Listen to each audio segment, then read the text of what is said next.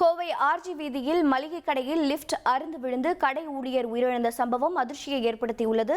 கூடுதல் விவரங்களை செய்தியாளர் கார்த்திக் வழங்கிட கேட்கலாம். கார்த்திக் வணக்கம். இந்த விபத்து எப்படி நிகழ்ந்தது? தற்போது கள நிலவரம் என்ன நடவடிக்கை மேற்கொள்ளப்பட்டிருக்கிறது?